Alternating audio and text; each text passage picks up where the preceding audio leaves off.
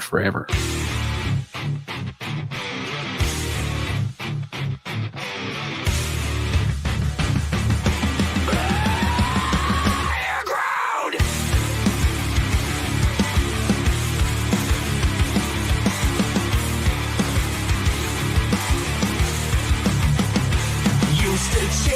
Validation, now I validate myself.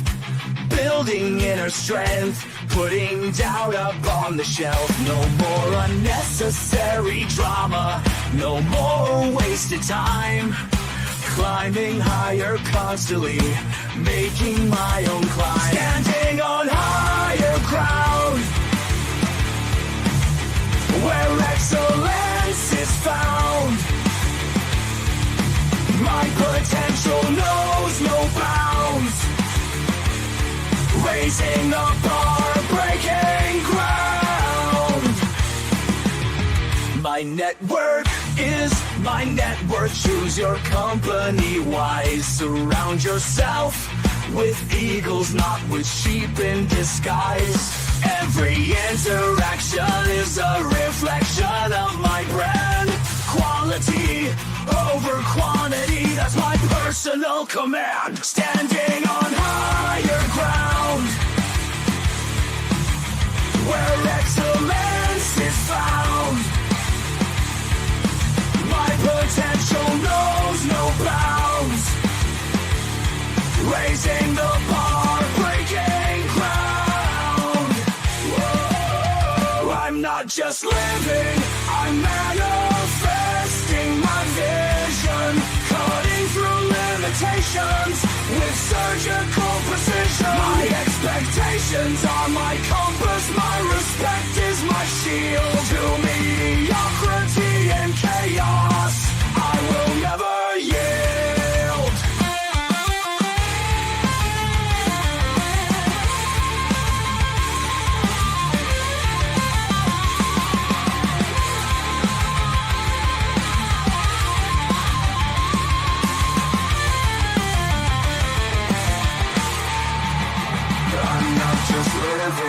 I'm manifesting my vision, cutting through limitations with surgical precision. My expectations are my compass, my respect is my shield. To mediocrity and chaos, I will never yield.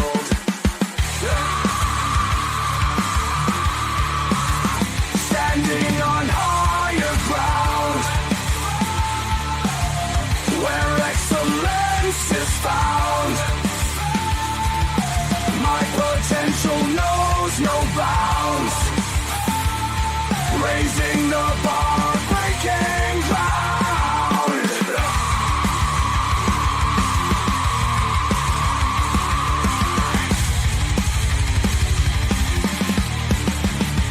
I'm not just living, I'm manifesting my vision.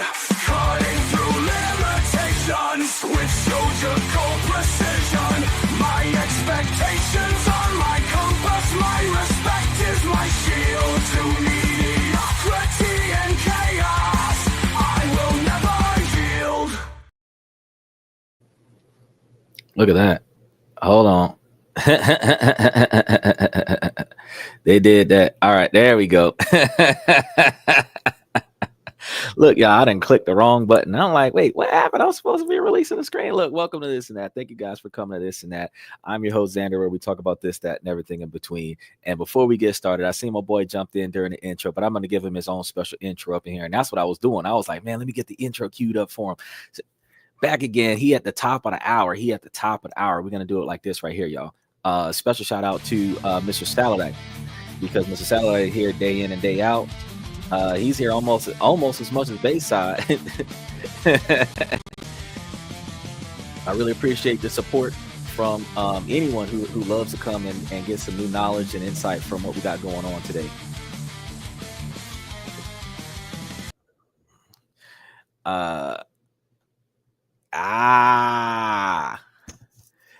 All right. We have the children showing up. So let's go ahead and do a special shout out for Max the Poser. How your dad doing, Max?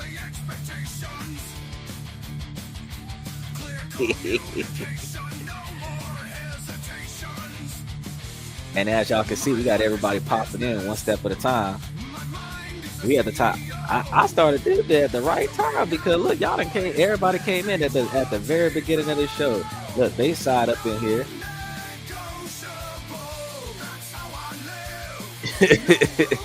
They side said, "Oh shit, I'm bad too." Look. They side up in there bit. Look, we had to get things started today. This thing's we thought a half hour late. Man, I had so much stuff going on. I made a lot of progress. I made more progress than what I thought I was going to do. I thought I was going to have to complete quite a few. Oh, he said that his dad died. Oh, well, in that case, maybe when are you guys having a service? Is it that's why I haven't been on the show? So that means mom's got a job now.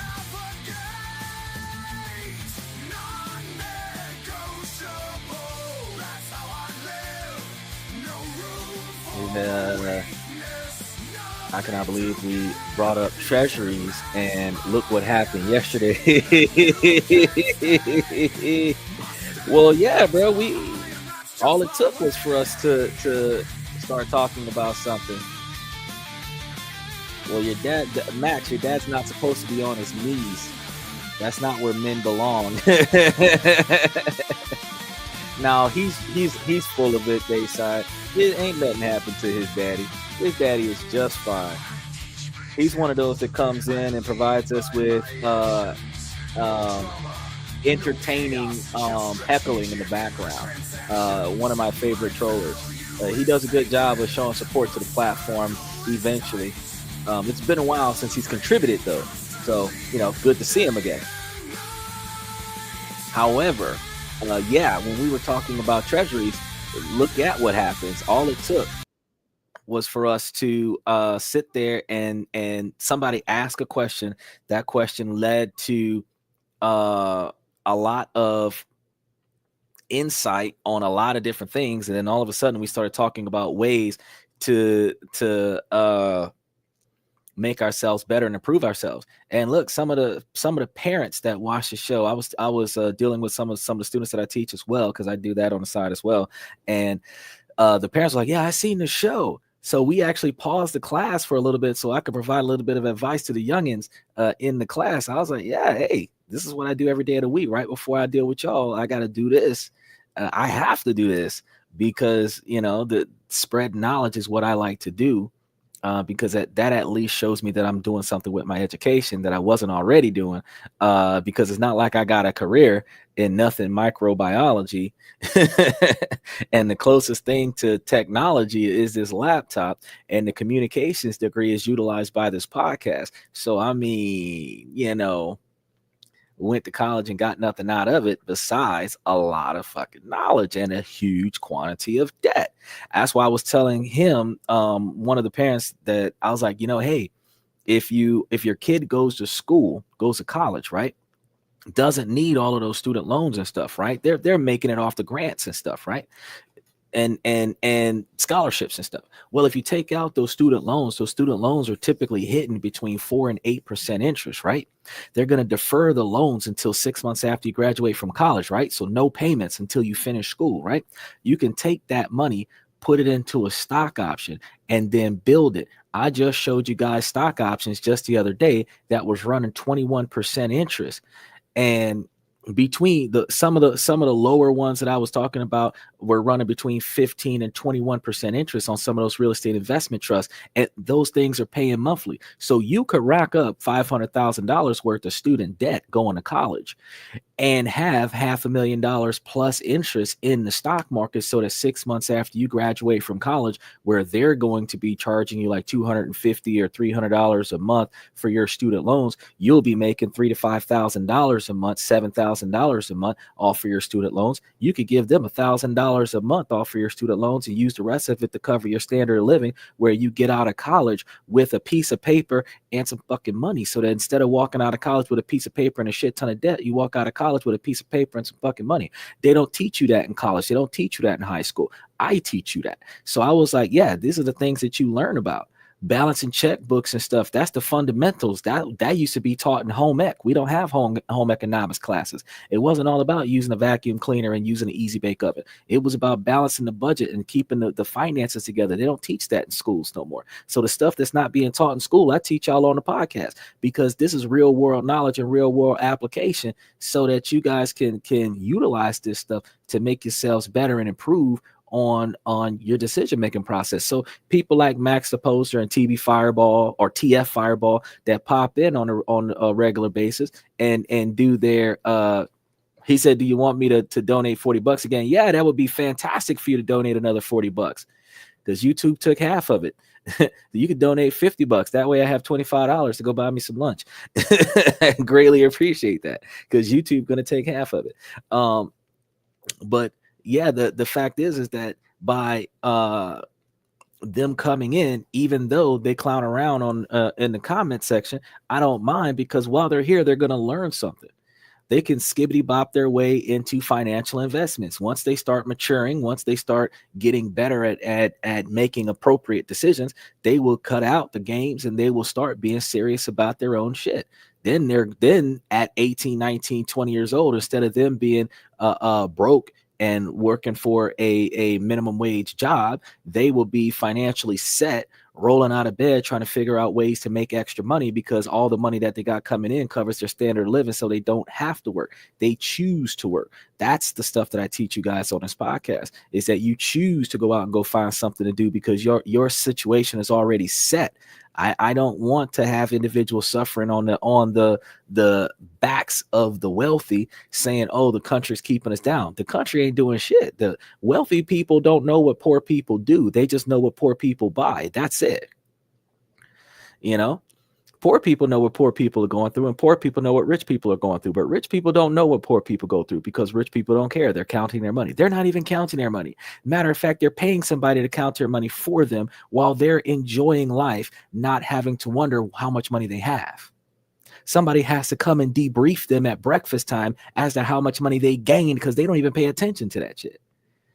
They make enough money that 15 people tell 15 people to come and tell them one time how much money, what happened. Only when there's too much money coming up missing do they get involved and say, hey, what's going on? I'm not getting as much as I thought. But you guys ain't had to work for none of it. I want the rest of us to get there. Basically, I said, oh, dang, I better watch what I say if kids are watching. Well, that's why I told you guys on the channel, I say, hey, this is an adult channel now. It's not exclusive to 18 or up. I have said at the beginning of the show that we do got some under the age of 18. So, you know, we can talk about the OnlyFans topic and stuff to that effect, because I mean, these kids is catching on to that. But the type of comments that we make inappropriately, that is not educationally discussed, those are the ones that I ask to stay out of the comments. But if it's from an educational or political standpoint or a religious standpoint or something to that effect, where we're actually talking about a topic that is a sensitive topic that we're going to learn something from this discussion, I don't have a problem with having those conversations on the channel. I'll talk about the most sensitive topics until they ban me, like they banned Myron from Fresh and Fit. I'll keep doing this until they ban me like they banned Andrew Tate. But the difference between me and them is that instead of me basically putting up a stance against any one government, I'm actually just saying, hey, in your own government, you can change your decision making and stop being broke as fuck. That's the difference between what I do and what everybody else does. So when I tell you guys about improvement, I'm not going to sit here and say, oh, well, one side is the problem. I'm going to say, well, everybody's making bad decisions. And that way we can all recognize that since everybody fuck up, what we need to do is we need to start making better decisions all the way around. But we start making better decisions by holding ourselves responsible for the bad decisions that we make on a day-to-day basis. So just like with the kids, I teach them different ways while they hang out on the show. I greatly appreciate that, Bayside. I greatly appreciate that. I teach the kids on a regular basis what they need to know, because the decisions that social media is so dangerous right now, that the stuff that you're doing right now at 8, 9, 10, 12, 15 years old because you think it's funny is going to be the same thing you're going to be embarrassed about when you're 25. It's going to be the same thing that you're going to pay millions of dollars to keep under the rug so that nobody find out about it when you're in a political campaign position at 35. It's going to be the same thing that's going to be all over the news when you're trying to run for presidential campaign at 45. So this, I tell the kids right now at a young age, I tell them, I'm like, hey, what y'all need to do is y'all need to make better decisions about your clowning around, because you can act ass respectfully, but you don't have to act ass in a way where the decisions that you make today will ruin your tomorrow. Because in order for you to make your later greater, you need to recognize at a younger age that your decisions matter to you. Your decisions matter to your future. Your decisions matter to the people around you that your decisions are going to affect. This is the reason why I preach to everybody. I'm like, first person accountability. You can't say the man is keeping you down 15 years from now when you're not able to get a job because they seen how you've been acting ass on social media for the past 10 years. They're not going to hire you. When they do background checks, they run your name in the system to see if you have any social media platforms. They see if your image comes up on any videos. They see people get fired because they're in the background of a video that is not becoming of the company image. People get fired because somebody finds out that the person that's getting fired is involved in a group of people that is not favored by law. People lose their jobs because they associate with people that are involved in negative behavior. So you could lose you spent 15 years getting this job. Now that you got the job, you've been on the job 3 years, and because of the people that you know, you could lose the job. Not because what you do, because you are around people who do stuff that they should not do, and that puts you in a compromising position. Your brand is not just you. Your brand is you and your network. Your brand is you and everybody that works with you, for you, under you, beside you, anybody that you shake hands with, anybody that could be caught in a 16:9 photograph that a private investigator can hand to you in a later scenario and blackmail you on, anybody that you are seen standing next to where it looked like y'all might be talking to one another, anybody, you're responsible for them. Because if they doing something that they're not supposed to do, you could be put on a federal watch list. You could get in trouble. You could have FBI bugging your house. You, just because you gave the wrong person a ride in your car, could have a SWAT following your vehicle all over the place. So you've got to make first person accountability decisions on the stuff that you're willing to allow yourself to do, so that you can hold yourself to a standard, so that you then have the probable cause to hold everybody else around you by the exact same standard, so that you don't get caught up in no bullshit. That's the goal. Now that you're not caught up in no bullshit, now you can sit here and talk about how you're going to make money for you. Because a lot of the times, one of the reasons why we stay poor is because we spend so much money on collateral damage, traffic tickets, car crashes, hospital bills, bailing each other out of jail, probation, DUI class, high-ass insurance policies for DD-44s and SR-22s, because we make stupid decisions. Or because we hang out with people who make stupid decisions, and our stupid decision is to pay for their stupid decision. I'm going to bail you out of jail because it's the 5th time you done got locked up for this stupidness. I'm helping you buy another car because you done got your car totaled being stupid. That's what we come through with when I'm like, nah, man, we got to work on helping everybody get their stuff together. Because once you make less stupid decisions, that's when you're able to make more money. So special shout out KJ. I want to show some love to KJ. KJ been showing up and showing us a lot of insight lately. He didn't ask me some pretty funny questions, because when he asked me about the Beverly Hillbillies, he opened up a can of worms yesterday that led us down a positive path of financial investment.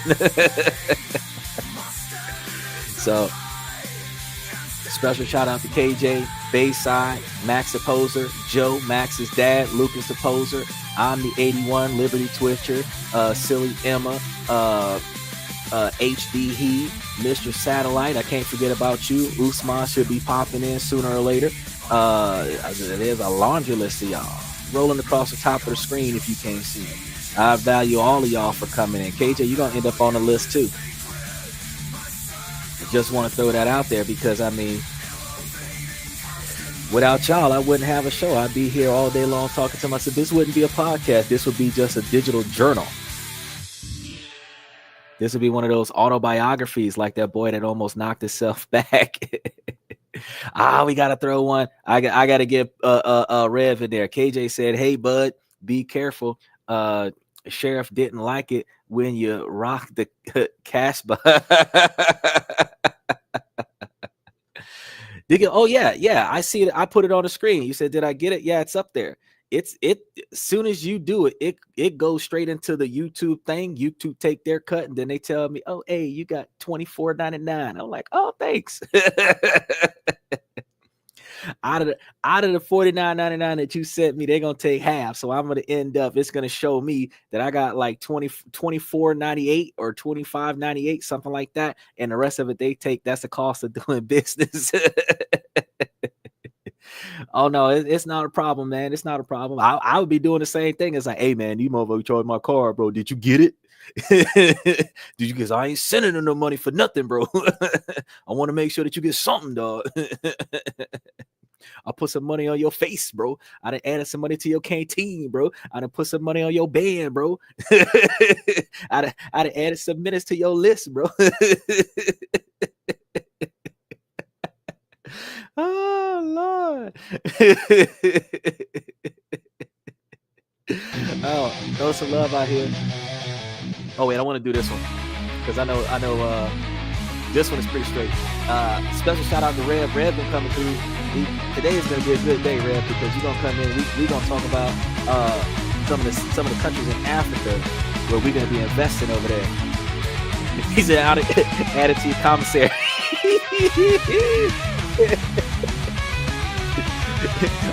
I put it on your visitation, bro.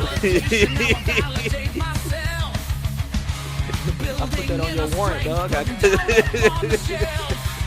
that to your mailbox, bro.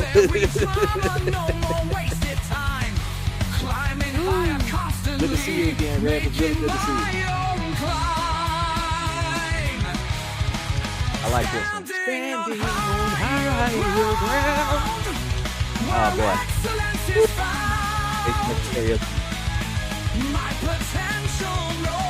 I retired out of karaoke nights. I used to do it all the time. It was one of those things where they would buy me a bunch of drinks so I could get on stage and sing a bunch of songs, which was actually pretty cool because I didn't have to pay for drinks. Fiscally responsible.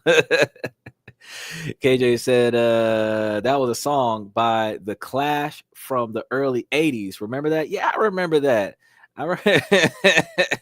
Yeah, I'm an 80s baby. Yes. I remember 8 tracks. I remember the 45s after the records with the record players. I'm from way back when you had to take that piece of paper and stick it into the tape and stick it into the tape player and push 2 buttons to record, but you had to wait till the DJ shut up so that you could catch the song at the very beginning of the song if the DJ shut up and then record it. Then you had to sit there and hit the stop button or the pause button because the DJ start jumping in trying to talk right before the song and messing up the best part. You'd be like, shut up, man. Yeah, I remember.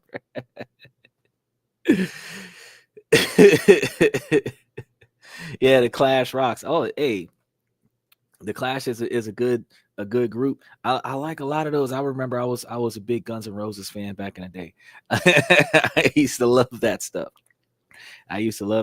They don't make music like that from back in the day. You're welcome, Rev. You welcome. I have to give a special shout out to all of y'all until there's too many of y'all. But I got y'all over there. I should have you at the top of my screen, and if I don't, I will before the end of tomorrow. So before the show start tomorrow, I should make it because tomorrow my day off. So I got a lot of people lined up for the night. So once I finish dealing with everybody I got to deal with tonight, then I'll be able to make sure that I add KJ and Rev. Y'all both gonna be in there for tomorrow night show. So y'all gonna see y'all name going across the top of the screen, just like everybody else. I can only use, I think, 2,000 to 5,000 characters. So once I max out that list, I'm gonna have to circumvent and remove some of the older ones that ain't been given they roll call as of recent, and keep an updated list of all y'all that just show some love. I really appreciate that. Every rose has its thorns. Yes, sir. Yes, sir. That was right around, bro, like prom night. That song right there is the one, not during the prom. That's the one that you rocking out to after the prom because your date didn't show. You smoking a joint with your homeboy, drinking a Colt 45, sitting on the hood of the car at the lakefront.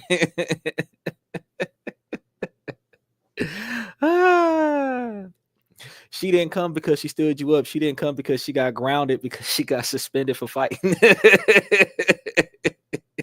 You knew it was gonna happen because you were talking to another chick and she called that. She came over. She bumped heads with the other chick. Both of them got suspended. You like, well, there go my prom date. KJ said the Clash weren't supposed to be the next Rolling Stones. Well, they weren't supposed to be the next Rolling Stones, but he said not the great Colt 45. No, not the 24 ounce, not the 24 ounce, the big bottle, the 40 ounce, the 40 to 45 ounce, the big bottle, because they had like the Colt 45 brand that was like Colt 45, but the 45 ounce bottle of Colt 45 that was right next to that big old bottle of OE that you used to have. You feel me? That's way, yeah, the 40 ounce, the big boy.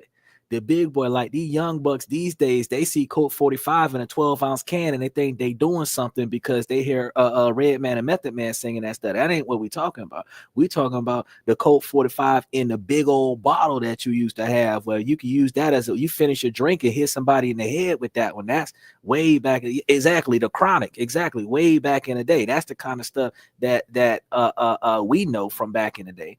Back when Alizé was huge. Mad Dog 2020 was the orange juice back in the day that we talk about back then. You know what I'm saying? We talking about like real deal, like the old school stuff. The young kids don't know nothing about that. They know about that Nicki Minaj NYX. They don't know nothing about real liquor. Everybody grab a Patron because Lil Jon had Patron, but they got so much stuff on the market that's stronger than Patron, cheaper than Patron, and don't nobody know about it. It's undervalued, just like some of the stocks that we be talking about. I'll be trying to get y'all on, but you know, not too many people really. Once they get here and they start listening to it, because we're going to be talking about this today. But once we get into it and we start talking about investment opportunities and everything, then they're going to be like, oh, damn, this is that show. Because we don't just talk on this and that. We talk about this, that, and everything in between. So I definitely try to take some time. I see FinTech's first time on the show was when I did the show about FinTech. Rev said we was drinking old English. Exactly. That old English. We was drinking that from way back in the day. Now, long time return. I got to give a special shout out to my boy right here. Long time return. I've been talking about investment this whole time since the last time he was here, and I greatly appreciate him coming back. FinTech said, I remember 64-ounce bottles of 8-Ball. Exactly. That's the one where you had to really grip that something, and you had to leave it in the brown paper bag that they put it in, because you wasn't supposed to drink it public. So you just kept it in the bag and you put the top back on it, because it's not considered an open container when you screw the top back on it. We didn't just pop it and throw it. We would like pop it in a way where we could snap that bad boy back on there, and then when the policeman looked, we pop it off and chug our little bottle and pop it back on. They would have to take it out the bag and see the bottle damn near gone and say, oh yeah, you've been drinking this. And we always used to sit on a stoop somewhere near where you could take the bottle when you're not drinking it and put it behind you in the bushes where nobody would see it. Yeah, I know you. Shit, malt liquor, boy. Look, this is a podcast full of adults right now. We just tiptoe right back into the best parts of childhood. We're like, some of us was between 10 and 16 when this was going on. But we can't never forget it. We can't never forget it. That was the best part of being young. And that was usually our first break. Between 7 and 12 was one of our uncles or the stepdad that, come here, young boy, come here. And then, put on some of this, And then mama be like, don't give him that. Oh, put some hell on your chest, boy. Drink this. Yeah. That'd be our first one. Then when you take that step, that'd be the first step. That'd be the first step. And then after that, 21st birthday ain't exciting no more. But now that I got y'all here, let's go ahead and let's dive into today's topic, because we're going to be exploring two Africa's economic favorites. These dynamic countries that I know they have had a lot of stigma in society, at least just the rumors and reputation at the very least. I can't say that there's much controversy coming from over there.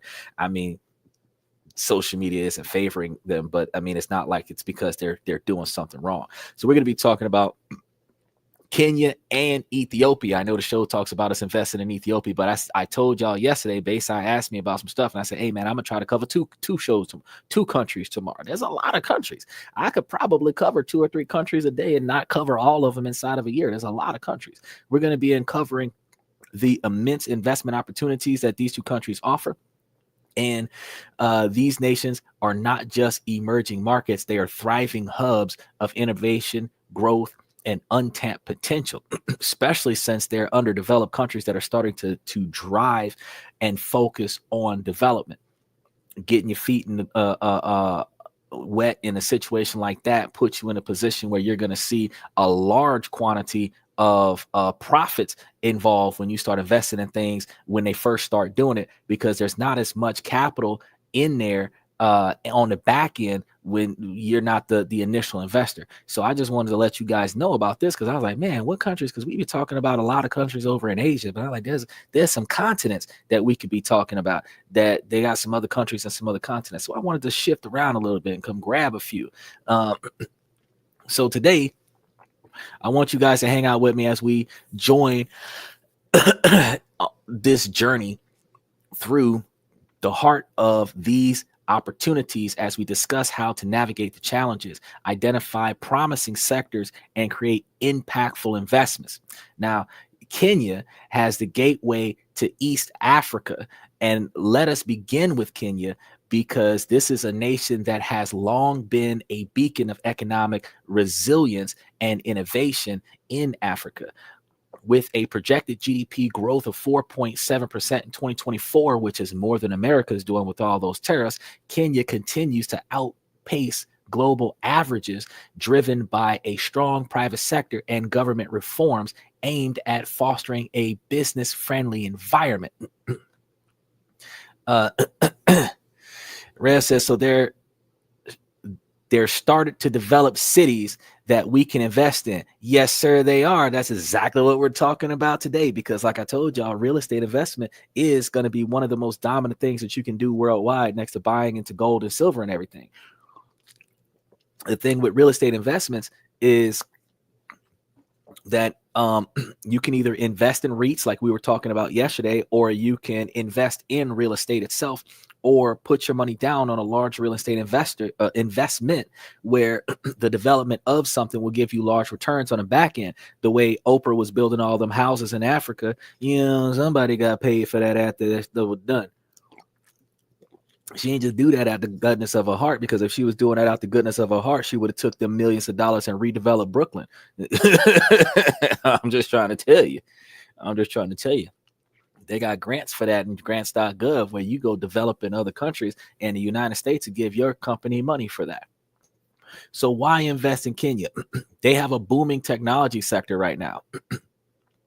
Kenya's ICT industry, often referred to as Silicon Savannah, is expected to grow from 10.57 billion in 2024 to 14.8 billion in 2029.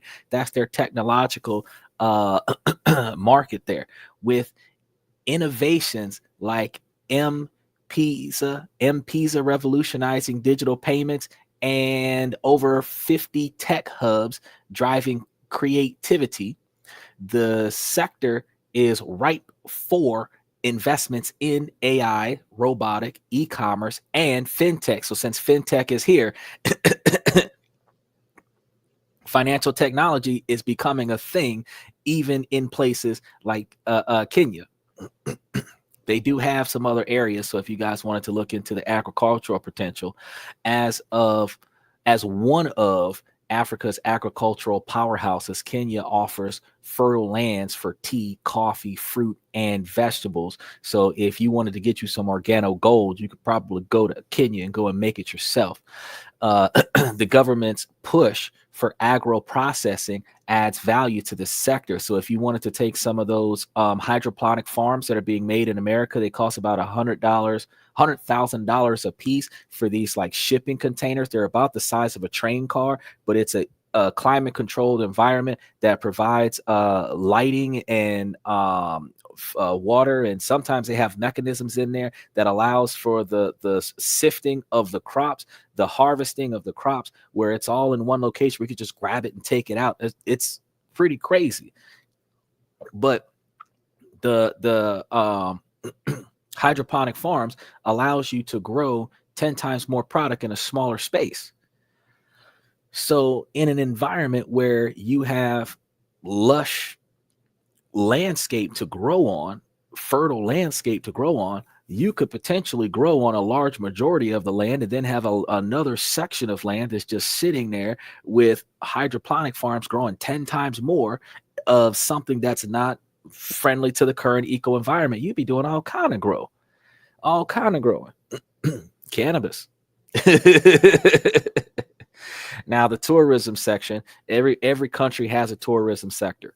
And from the Messiah Mara's great migration to pristine beaches along the Indian Ocean, Kenya's tourism industry is rebuilding post-COVID-19. So ecotourism and luxury travel remain lucrative areas for investments. So I know y'all seen a lot of those videos on TikTok and other such where they have like those Toyotas that look like offices on wheels, mini home kind of vehicles.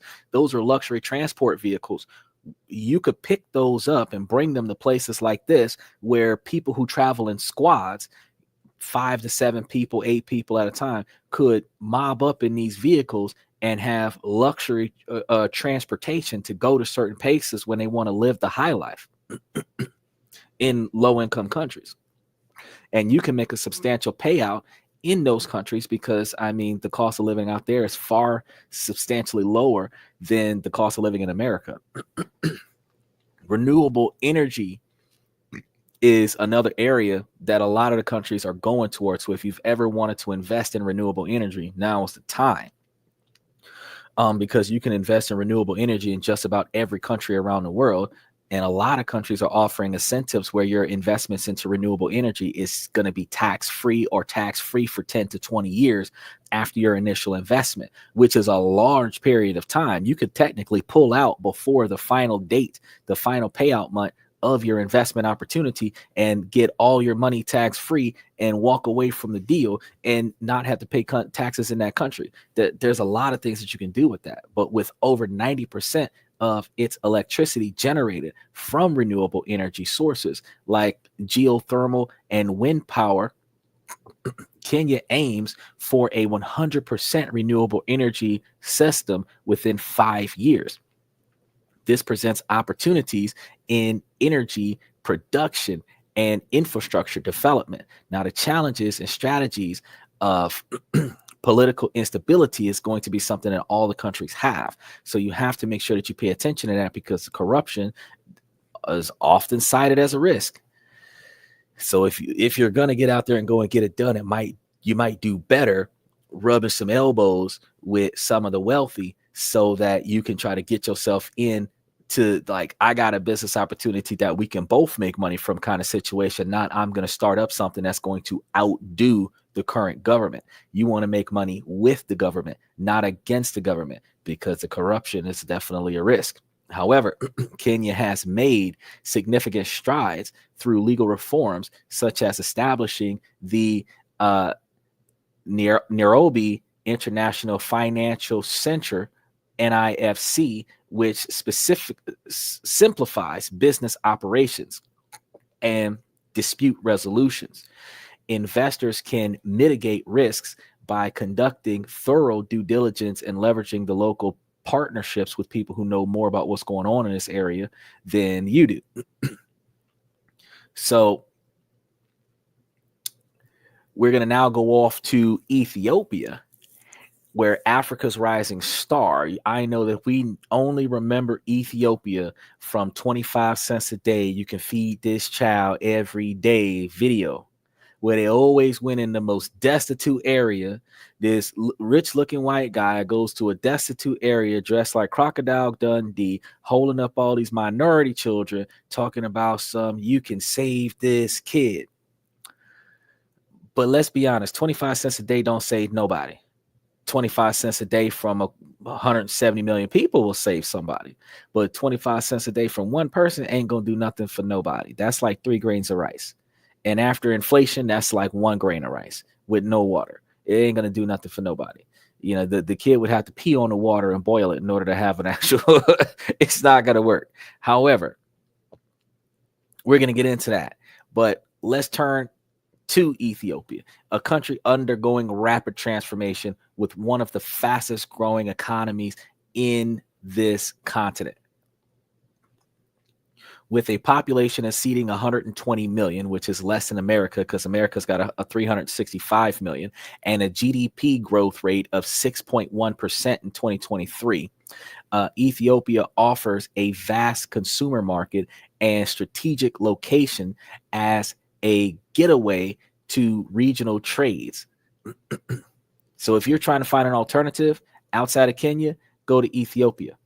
The living environment in Ethiopia is complex and cannot be fully captured by the negative stereotypes often perpetuated on social medias. While challenges such as poverty, lack of infrastructure, ethnic tension, and political instability are significant, these issues are frequently exaggerated or oversimplified in online narratives. So I wanted to give you guys a little bit more about Kenya, because poverty and housing crisis in Ethiopia remains one of the most dominant ones, because it is the poorest nation globally, with a third of its population living below the poverty line. In urban areas like Addis Ababa, 80% of the residents live in the slums, and rural migration has exacerbated the housing crisis. Access to services is a little bit different over there. So despite progress in providing clean water and sanitation, millions still lack access, leading to health issues such as waterborne diseases and preventable illnesses like malaria and tuberculosis. Ethnic conflicts and political instability that we see in every country is a little bit different here, because the ethnic-based violence fueled by political agendas has displaced millions and heightened tension. So the social media often amplifies these conflicts through hate speech and misinformation. In addition to that, the transportation and infrastructure still could use a little bit of work, but these are places that you can invest, because transportation remains a major issue, with most people relying on walking or outdated road systems for mobility. The positive development here is that Ethiopia is going to boost one of the fastest growing economies in America, driven by sectors like agriculture, manufacturing, and renewable energy. So if you wanted to get involved in what you know is problems in Ethiopia, learn one thing about investments. Where there is a need, there is a demand. Where there is a demand, there is the need for a supply. And where there is a need for a supply, there is the opportunity for a profit. So since they have problem with housing, they have problems with running water, medical treatment, and transportation, you could actually get into one of those four sectors and be a monopoly,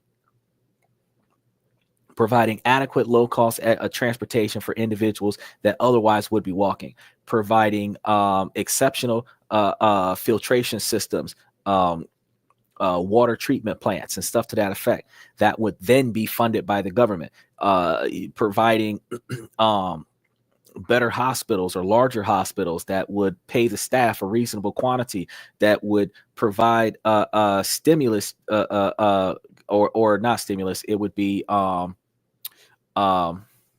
scholarships to individuals to get higher education so that they can come and work in the hospital with guaranteed contracts to work in the hospital. These are things that you could do to better the country and make a big profit off of it and potentially be supported by the government. So it ain't just about, oh, they're one of the poorest countries in the world. No. That's you want to go places where times is tough so that you can make things better. It's easier for you to make your mark as an innovator of positive change in a place that's destitute and abandoned. It is harder to be to make your mark as an individual with positive change when you're living in Silicon Valley. I mean, everybody there has done something that's Nobel worthy, but not everybody's getting a Nobel. It's just like, if you give a rich person $1, they're going to look at you and laugh. But if you go into a hardship area and you give a poor person $1, they're going to feel like you're their saving grace. So if you go places where times is tough and invest in making those times better, that's one of the things that most men strive to do anyway, is to make the next generation better, make the standard of living for the next generation better than the struggles that we went through in the past. So if we know that we can go to another country and we can invest in an operation that will develop a better way of life for the next generation of people in that country, we not only got something that we can utilize as clout for our prestige in America, we also build a legacy that will outlive us, because we'll be in a situation where people will enjoy the provisions that we have made for them over time. Now, make sure that you guys like and subscribe as we keep going.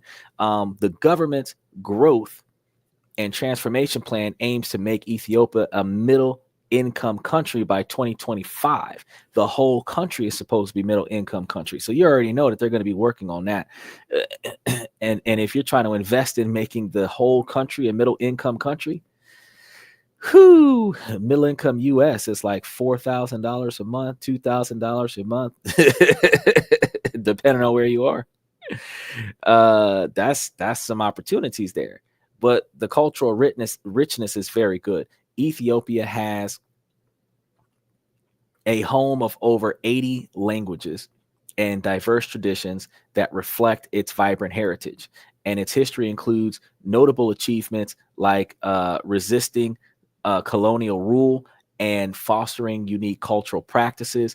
It improves educational access to primary education systems, covering an expanded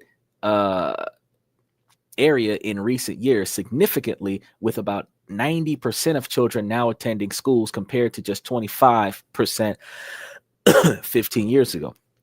I know quite a few of them that actually use their allowance money and buy classes from me to teach them quadratic equations, polynomial functions. I'm like, wow, that's great. Because when I was young, I was spending my money on video games and bicycles and Pong and marbles. Social media empowerment is a little bit more of a benefit for them right now. While misuse does exist, platforms like Facebook and YouTube have enabled Ethiopians to share information, engage in activism, and foster community dialogues, such as a lot of those videos where they're doing those war dances over there, not necessarily in Ethiopia. I think they might be in Nicaragua or I can't remember the name of the other one. It's not Egypt, but they have the grass skirts with no top and the necklace, and the women be out there dancing, and all the dirty old men are over there looking at it, and they're complimenting it because it's supposed to be educational, but the dirty old men aren't looking at that because it's educational. The dirty old men are looking at it because it's topless women on social media platforms.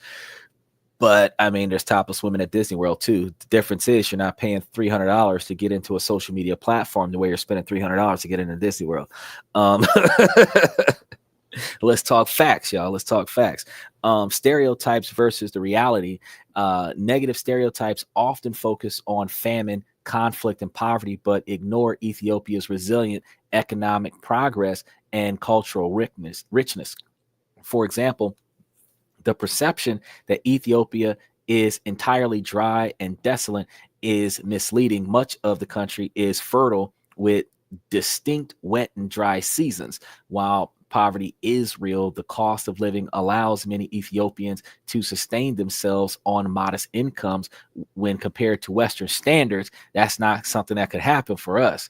The social media's role has amplified both positive stories and harmful narratives about Ethiopia, where platforms have been used to incite violence during ethnic conflicts, but also serve as tools for education and activism. So, misinformation about Ethiopia's challenges often overshadows its achievements in areas like the economic growth and cultural preservation that we've been talking about. So, why should you be investing in Ethiopia?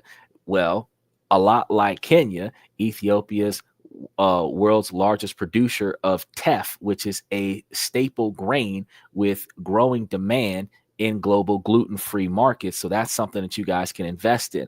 Coffee farming is also thriving here. So you don't necessarily have to build a farm in Kenya or Ethiopia. You can go to Kenya or Ethiopia and invest in the farmer and get dividend returns from helping them expand their operations, because this is in a growing market. Coffee farming being one of the things that's going to be striving here, Ethiopia remains Africa's top coffee exporter, while specifically blends highly sought after worldwide. You will be able to go over there, not only get you a good cup of coffee that'll wake you up, you'll also be able to make a whole bunch of money while you're doing it. And if you're flying to the motherland on a work visa, you can hang out there for a long period of time and find you a work wife. We'll talk about that in a minute. Industrial parks are something that needs to be made out there right now. So places like Hawassa are attracting foreign investors with incentives such as tax breaks and streamlined processes. These parks focus on textiles, pharmaceuticals, and agro processing. The renewable energy in Ethiopia is hydro-powered projects as opposed to solar projects, where these are going to contribute significantly to the energy mix. The Grand Ethiopian Renaissance Dam exemplifies the country's commitment to sustainable developments. The government has a Digital Ethiopia 2025 strategy that is fostering growth in fintech services. Special shout out to Fintech 101 again, where they're going to be also working on e-commerce platforms and cybersecurity solutions, which is something that we didn't think about. And then the sectors that are poised for exponential growth is going to also be cybersecurity, because everybody needs cyber protection since we're going to be getting into that blockchain with Bitcoin. Now, Ethiopia does face some hurdles such as bureaucratic inefficiencies, foreign exchange shortages, and regional instabilities. However, recent reforms like liberalizing foreign exchange systems are addressing these issues. So investors must adapt some flexibility and make some pretty good strategies while staying informed about the policy changes. We have some comparative insights about Kenya, where you have Kenya has some key sectors that's different between Kenya and Ethiopia. Kenya has technology and agriculture and tourism. Ethiopia has agriculture, manufacturing, and ICTs. Kenya is stable at 5%. Ethiopia is rapidly increasing at 6%. The political instability and corruption is in both areas, but it's more bureaucratic and currency shortages in Ethiopia as opposed to the actual corruptions in Kenya. And in renewable energy, you have the Kenya being leading in the geothermal area, where Ethiopia is dominant in hydropower. So both nations offer unique opportunities, but require tailored approaches based on their distinct challenges. Kenya and Ethiopia offer a range of incentives to attract foreign nationals and businesses, making them competitive destinations for investments in Africa. So, starting off with Kenya, you have the foreign investment incentives, where Kenya has implemented various fiscal and regulatory measures to create a conducive environment for foreign investors, such as capital allowances, where tax deductions for capital expenditures, including wear and tear allowances on equipment and machinery, is there. You have heavy equipment for 35.7% deductions. Industrial buildings is 10% deductions. Investment deductions is 100% tax deduction for expenses on buildings and machinery. And special economic zones, which is 100% investment deduction for buildings and machinery. And you get reduced corporate tax rates, 10% for the first 10 years and 15% for the second 10 years on a 20-year plan. I keep telling y'all to make y'all a 20-year plan. Y'all got tax exemptions on dividends paid to non-residents. Y'all see that? When I talk to y'all about making money, make money for y'all, I don't be bullshit. I tell you, hey, there it is right there. You can legit as a non-resident, go over there and get tax exemption on your dividends. So you can open a bank account in Kenya and in Kenya right now, because we're talking about Kenya, not Ethiopia. You can open up a bank account in Kenya as a non-resident, invest in their stuff, have it directly deposited into your Kenya bank account, non-taxed situation. If you have a trust out there and it's a non-residential trust, that non-residential trust gets non-taxed. Then when you pay yourself off of that trust, guess what happens? You don't get taxed because it's not taxable income.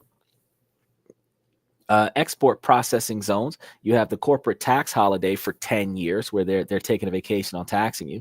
And then there's an exemption from VAT, customs duties, and stamp duties on inputs. There's sector-specific incentives like telecommunications, straight line deductions for 20% for those telecommunication equipment and software capital expenditures. Agricultural has full capital allowances for farm work construction, so you can make a bunch of money just by lending a bunch of money. And regulatory measures like the Nairobi International Financial Center, which is going to provide that streamlined service for incorporation, licensing, and dispute resolutions, ensuring a predictable business environment. Now, Ethiopia is going to be different, but somewhat the same, because foreign investment incentives in Ethiopia has undergone some significant reforms to liberalize its economy and attract foreign investors. They have an income tax holiday up to 15 years for the industry park developers, up to 10 years for entrepreneurs that are in enterprise operating inside industrial parks, duty-free imports, where there are exemptions from duties on machinery, construction materials, spare parts, and vehicles used in production. They're going to do tax deductions where investors outside major urban centers receive a 30% income tax deduction for 3 years after the expiry of the tax holiday, which I told you was a 15-year tax holiday. Regulatory measures has guarantees against expropriation or nationalization under Ethiopia's constitution and investment law. Fully repatriation repatriation. I don't know how you're going to put that one. Privilege for profits, dividends, and loans payments in convertible currency. Whew. So repatriation. Okay, there we go. Look at it a third time and then it comes out right. Now there's sector specific incentives where they're prioritizing sectors such as agriculture, manufacturing, and ICT, mining, hospitality, health services, and logistics benefits from expanded tax exemptions and duty-free privileges. Their banking sector is liberalized since December of 2024, where Ethiopia opened its banking sector to foreign banks after half a century of restrictions. This reform allows foreign banks to provide specialized financial products like trade, finance, and derivatives while fostering competition. So Kenya has up to 10 years on their tax holiday. Ethiopia has 15 years on their tax holiday. Kenya has inputs for export-oriented industries where they're doing duty-free fees on that, and machinery and vehicles and raw materials in Ethiopia is duty-free. Sector focusing, you have both of them are working on ICTs, but agriculture and tourism is for Kenya, and manufacturing and logistics is for Ethiopia. NIFC dispute resolution framework is a good regulatory practice for Kenya, but guarantees against expropriation,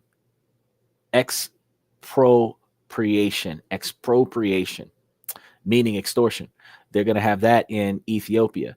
Banking sectors is liberalized in Kenya and recently opened to foreign banks in Ethiopia. Now, the treatment of men by women in Kenya and Ethiopia is deeply influenced by traditional gender roles, cultural norms, and societal expectations. You know, I got to get to this part every time we talk about a new country because, ladies, it makes no sense. Watch this. While these roles vary between urban and rural settings and across different ethnic groups, both countries share common themes of patriarchal structures that shape relationships in interactions.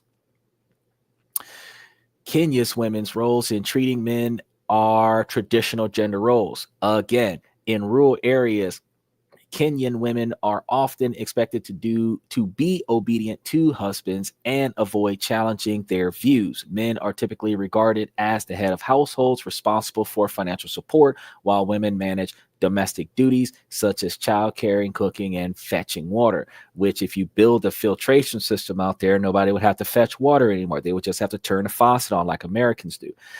So that's an incentive for you to go out there and build a water treatment system. In the urban areas, there is a gradual shift towards a more modern perception of gender roles. However, the many couples still adhere to traditional dynamics where men lead and women follow. Got to do it again. Family-oriented approach. Kenyan women are highly family-oriented, often prioritizing the well-being of their husband and the extended family.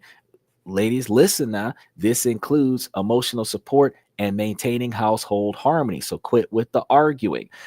Western women, I gotta show y'all what we got going on worldwide. I have not come to a country yet where the women are not behaving a little bit more respectful to their partner. I'm not talking about that you got to worship the ground that every man walks on, but damn, the guy that you married and having kids with, why you got to treat him like shit?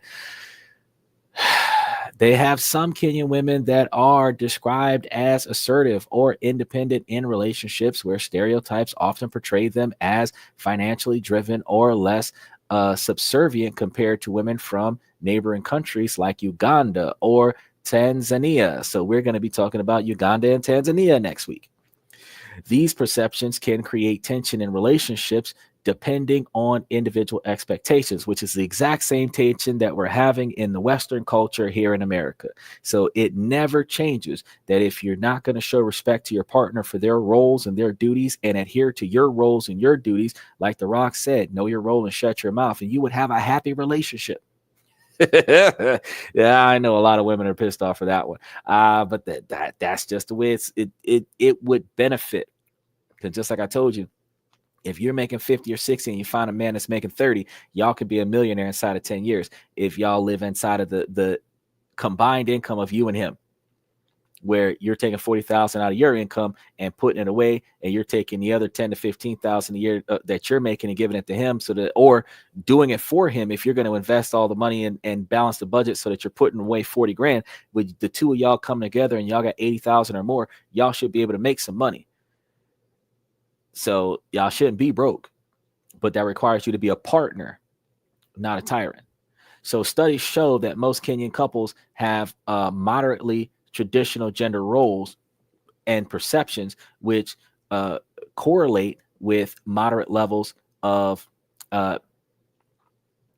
marital stability. And this suggests that while traditional roles persist, there is room for negotiation and adaptation in modern relationships, which is what I've also said.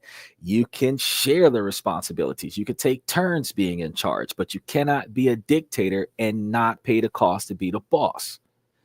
That does not work. You can't have the benefits of being a dependent and the authority of the authoritative figure. Ethiopian women's roles in treating men. Another patriarchal society, where Ethiopian societies is predominantly patriarchal, with men holding authority over households while women are expected to be subordinate to their husbands and fathers. Women are socialized to be obedient, to focus on domestic responsibilities such as cooking, cleaning, and childcare. Men are seen as providers who must ensure financial stability before marrying the women, while women are expected to maintain modesty. Hands up to Ethiopia, because ladies are able to uphold modesty as an expectation of social standard. And this is a cultural ideology of femininity, which should be standard around the world, but modesty has disappeared in the Western culture for women. Ethiopian women are hardworking and capable, but often disadvantaged economically and socially due to the limited access to education and opportunities, but that doesn't stop them from being cooperative in their relationships. Despite this, they play a vital role in supporting their husbands emotionally and managing home life efficiently. The marriage dynamic is different there, because dating culture in Ethiopia is relatively conservative compared to Western norms, where relationships are often approached with marriage in mind rather than casual dating, hookups, one-night stands, friends with benefits. Women typically in Ethiopia treat their partners with respect and care, which is, I keep preaching this to the ladies in America, aligning with societal expectations of loyalty and commitment. Ethiopian men are generally considered reliable providers who prioritize family stability, and women reciprocate by ensuring the household runs smoothly. I'm going to say that one more time. Reciprocate. A dynamic rooted in mutual dependency, not independence, mutual codependency, but shaped by traditional roles. That's one thing that I have said uniformly since day one of this podcast. If that one change happened in relationships in Western culture, men wouldn't have to buy a passport and fly to the other side of the world and find a good woman. Just saying. Now, there are some societal shifts, because while traditional roles dominate rural areas, urban settings show signs of change due to globalization and gender equality initiatives. Community conversations aimed at challenging rigid gender norms have started promoting shared responsibilities between men and women, but the shared responsibilities does not change the fact that the women still respect the men. The gender roles in Kenya has moderately traditional, evolving cities, and Ethiopia has highly traditional patriarchal dominance. Kenya has strong focus on extended families. Ethiopia has strong focus on nuclear family structures, which is the father, mother, and the kids, not the grandparents and all the others. Economic participation, where women in Kenya are engaged in small businesses, women in Ethiopia are facing economic disadvantages. So you could build businesses that support women in Ethiopia, and you would have a gigantic Nike company where everybody's making shoes. The marriage dynamic in Kenya is moderately flexible, but marriage focused relationships are exclusively enforced in Ethiopia. And gradual shifts towards modern roles in Kenya and the slow progress to community conservation in Ethiopia. So, investing in Kenya and Ethiopia is not merely about financial returns, it's about being part of transformative growth. And these stories are going to uplift communities while creating sustainable value. By embracing calculated risks with the information and strategies that I've provided to you guys, you can unlock the vast potential that these nations hold. Both Kenya and Ethiopia offer robust incentives tailored to attract foreign investors across diverse sectors. Kenya's emphasizes its SEZs and EPZs framework alongside its advanced financial service sectors through the NIFC. Ethiopia focuses on industrial parks development and recent liberalization efforts in banking and other key sectors. Investors should evaluate these incentives based on their business goals while leveraging local expertise to navigate regulatory environments efficiently. Now, in both Kenya and Ethiopian, women's treatment of men is deeply rooted in the cultural traditions that emphasize respect, loyalty, and adherence, which is the same thing that John Cena used to talk about before he went heel. And the fact is that loyalty and respect, followed by a lot of love, makes the longest standing relationships, ladies. While modernization has introduced more egalitarian dynamics where people start sharing responsibilities in urban areas, rural communities largely maintain the patriarchal norms.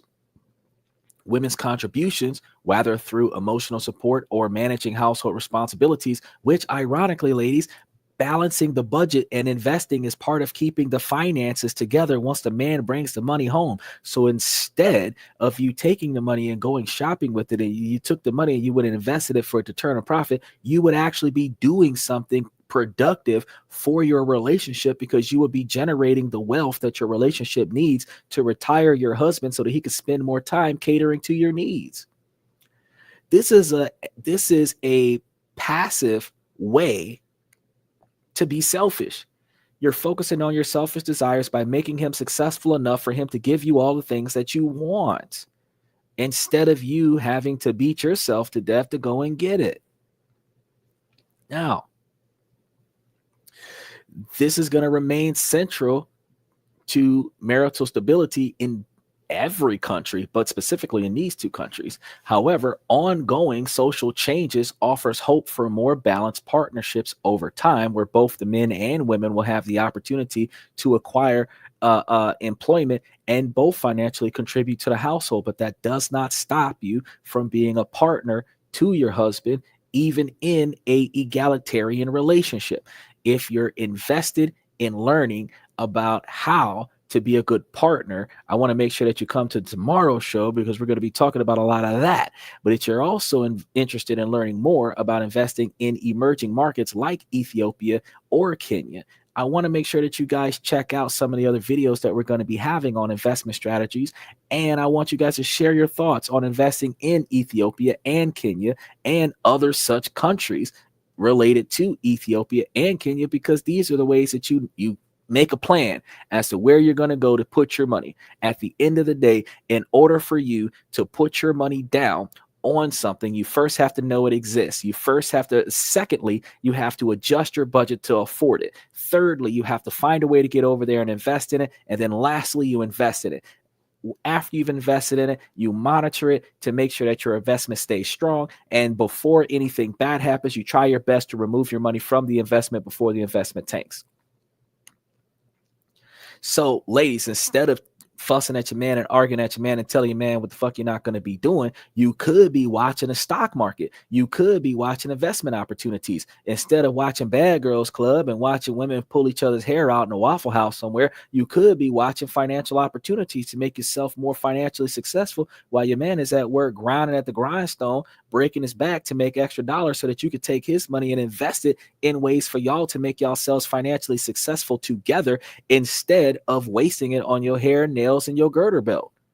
I just want y'all to understand that there's ways that broke folks where two-party income is $72,000, where one's making 35 and the other one's making 37, and y'all can come together at $72,000, and y'all can still put $40,000 away if you're living a $30,000 lifestyle and have change left over to buy yourself a little bit of fun stuff, and you still would be able to put a 10-year scenario aside where you would be a millionaire relationship inside of 10 years. Your 10-year anniversary, the wife would be able to come back to the husband and say, we made it to $1 million.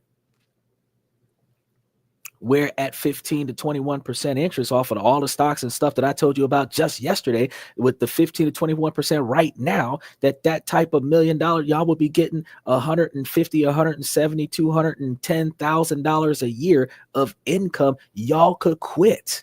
10 years into your relationship, y'all could quit y'all jobs and y'all could just live life. And this is not saying that women aren't valuable. Women are valuable, but the things that women used to do back in the 70s that made them valuable, they don't do anymore.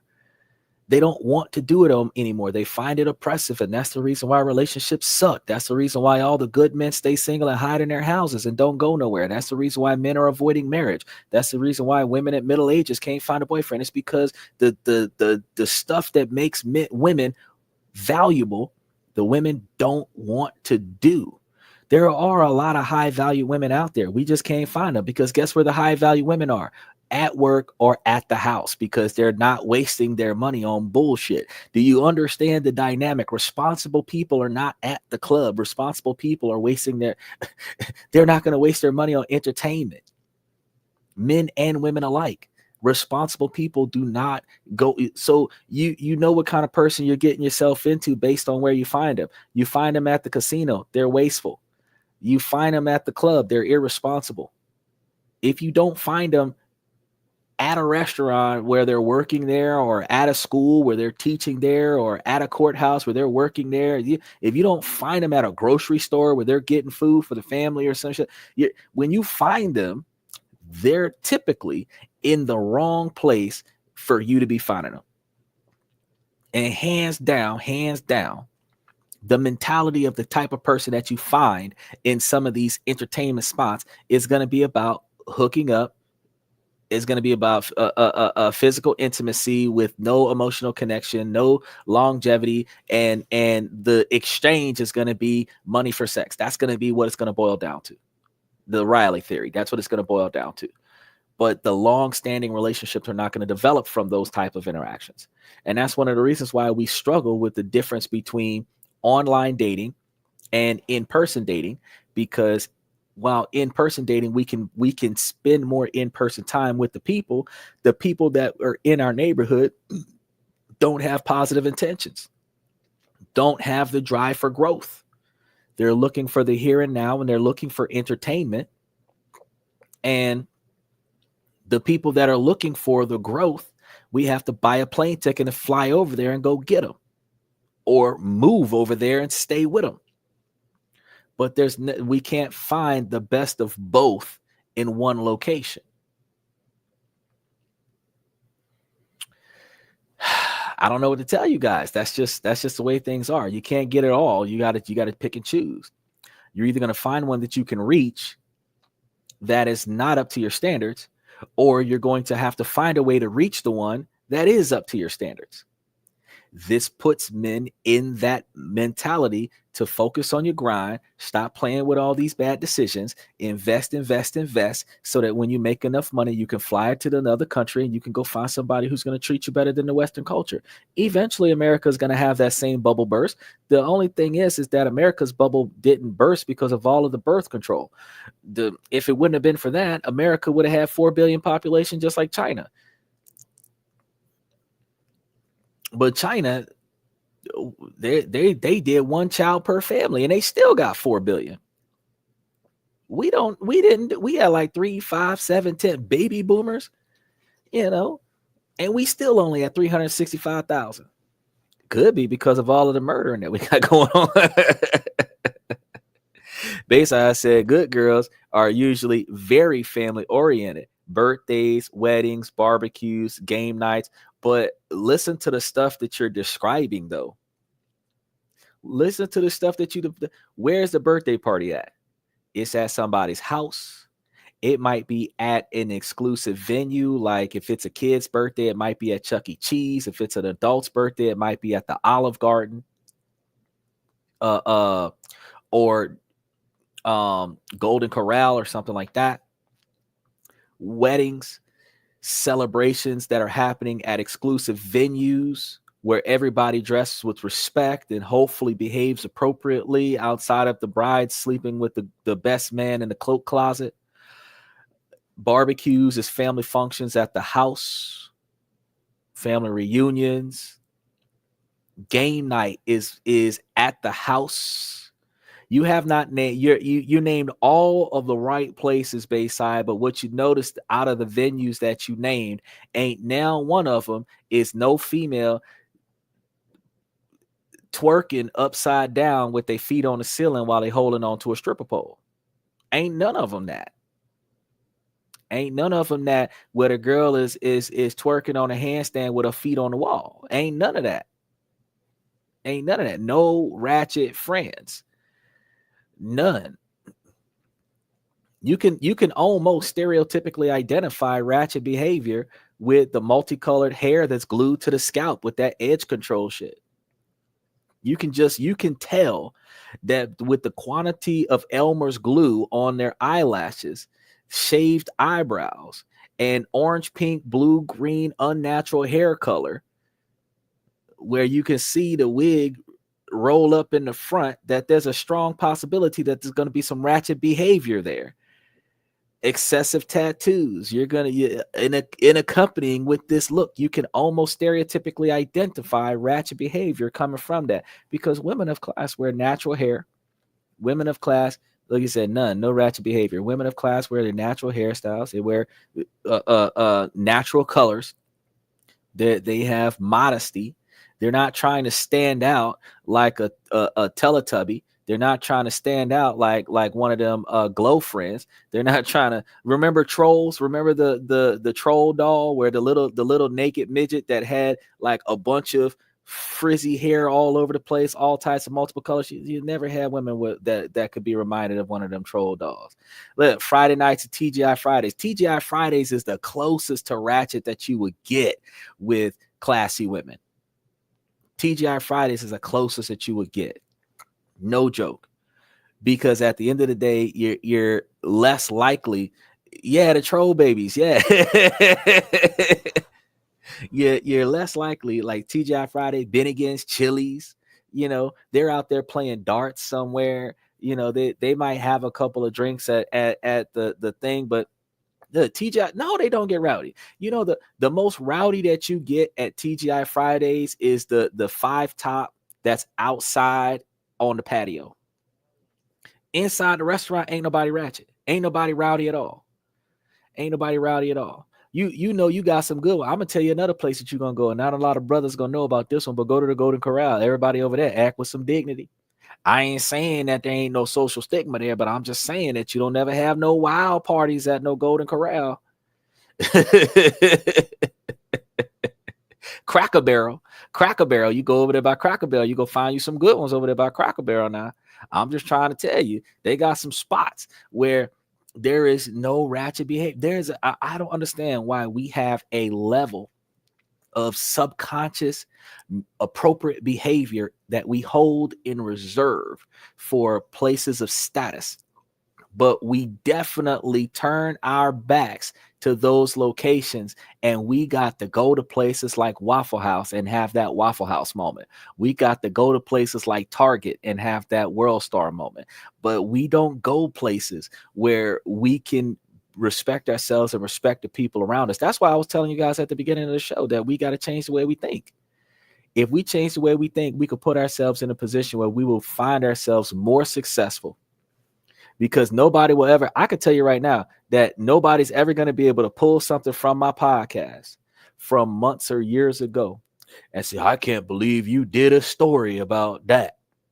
Nobody's going to be able to throw up a photo of me from 20 years ago and say, look at you in this compromising position. Look at you participating in these unrespectable locations. Never will they ever. You're not going to be able to find me on one of those hubs. You're not going to be able to find me on one of those X lists. You're not going to be able to find my profile on one of them dirty old sites. Because I was like, no. But that's what I'm saying. Like, your dad loved Golden Corral. My mom used to love Golden Corral. And you know why my mom loved Golden Corral? It's because my brother's greedy. And I can tell you right now that if you took him somewhere, it was $300 for him on the dollar menu, because he would just eat. I started taking him to IHOP because IHOP had the bottomless pancakes. And then they started putting a limit to how many pancakes you can have for them bottomless pancakes. You bring them to Golden Corral. Golden Corral ain't going to stop you. They just going to stop putting the food out. But he'll just eat. But it's $20. So he can eat as much as he wants for $20. And that's why mama used to like Golden Corral. But see, I ain't out there trying to, all them little babies kids ripping and running and stuff, because you know they don't always take their children to family night at Denny's. I remember when we used to go to places with our parents when we was young, we had to be on our best behavior. We had to represent the family name, because if we disrespected the family name, we lost some teeth. We would get smacked in the mouth. And then when we got home, we would catch a whooping before bed. Even if we got into the bed early, we would catch a whooping before we went to sleep, because we was disrespectful in public. These days, you got chillins ripping and running, messing with other folks. You got a child at table 5 that don't belong to table 5, been sitting at table 5 so long, you thought that child was some of the relatives of table 5. Then when table 24 get up, come on, let's go. Now the child at table 5 run across the stove. You sitting over here like that could have been an incident, because ain't nobody watching this child. But the family atmosphere is that strangers take care of children regardless of the fact that the children is bad and misbehaved and the parents ain't watching them, because it take a village to raise a child. So I don't know who child this is, but come sit over here and eat this bacon till your mama come and find you, because I don't need you tearing nothing up near me where they can point fingers at me for that shit. Sit down and eat this bacon until they come here. You know, I'm gonna go get Elroy, go over there by the buffet and go get them a cupcake so they can sit here and eat the cupcake till we find their daddy and them come get the little bad bass over here. Come sit down, don't get up, wait till somebody identify you. That's how they gonna be. It's a bottomless buffet, so the kids was paid for at the door. So I don't care. Sit here and eat it. He said, yeah, them damn kids tear up the ice cream machine. The chocolate fountain don't survive the kids. Why you think McDonald's ice cream machine stay broke? Because they tired of serving them kids.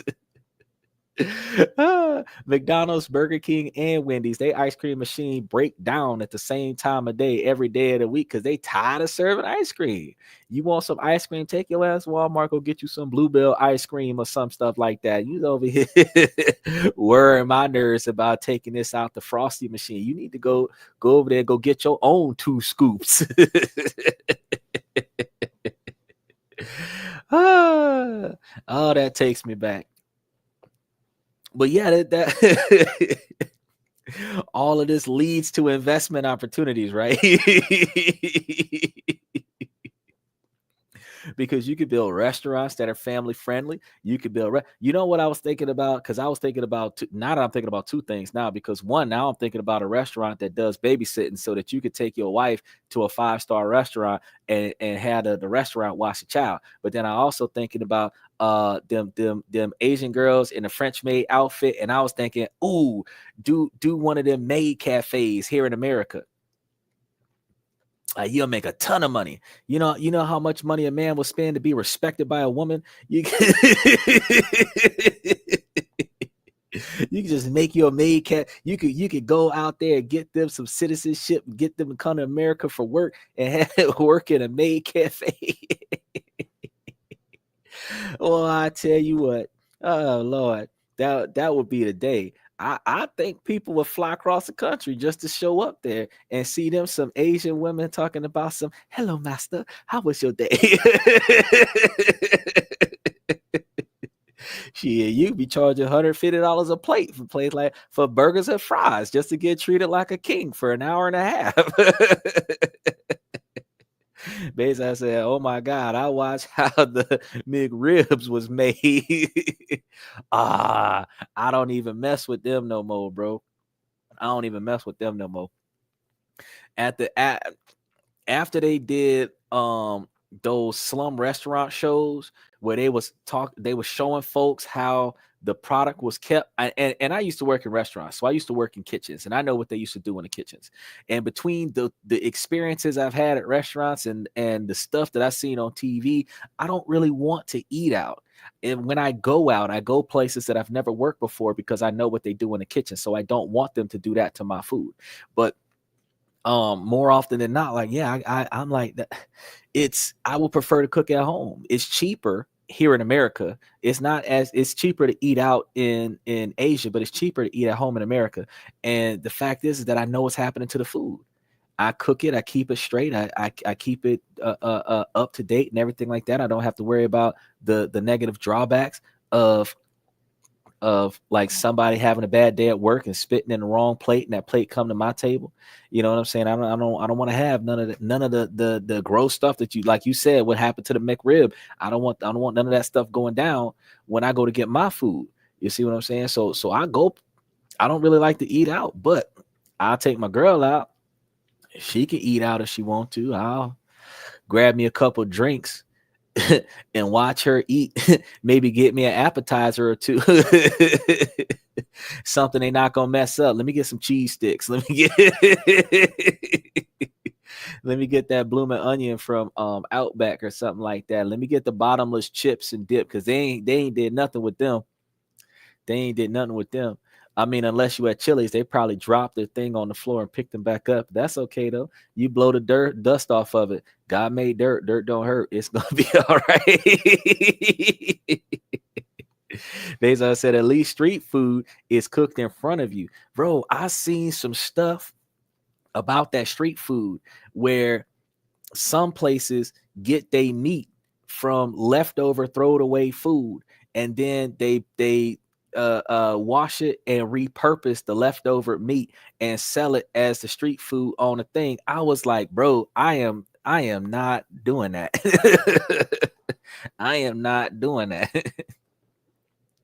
The ones where they making like the fruit and stuff like that in front of you, yeah. But the one I'm talking about is the one where they was out there with the chicken on the stick and the steak on the stick. I was like, bro, I am not going. I go out there. Dude said, be careful where you eat because you might get some stomach problems. I said, nah, that's all right, bro. This is one location where I feel like I do okay spending like 30 US dollars to get some first bitten off of food. I want to be the first person to bite into this piece of meat. I don't want to be eating what's left over. That's okay. That's okay. Yeah, it might be a $1.25, or like that one lady said, it's like 50 cents a stick.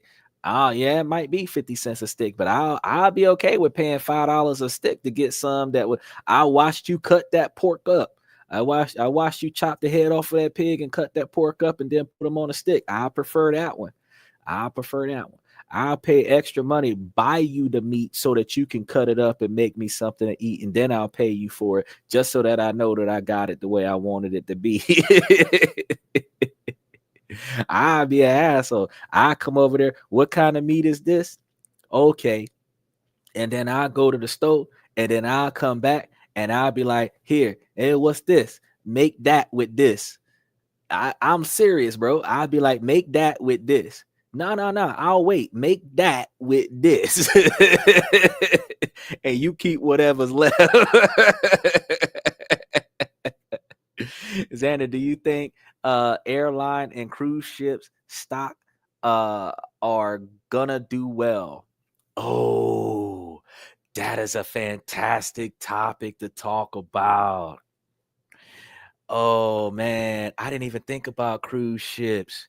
You know what? I got to do some.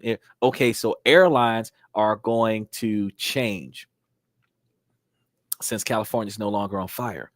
So we should really start with, I tell you what I'm going to do. I am going to put that into tomorrow's show, because we're going to be talking about some social improvement and everything like that. And cruise ships and airline investments are something that we should be talking about. Matter of fact, make sure that y'all like and subscribe. Everybody, make sure that y'all like and subscribe, because I'm also going to go the extra mile, just so that can't nobody say that I don't talk about every area of investment. I'm also going to throw in investing in law enforcement. That way you can see exactly where the money goes and where the money comes from, because at the end of the day, everything makes a profit.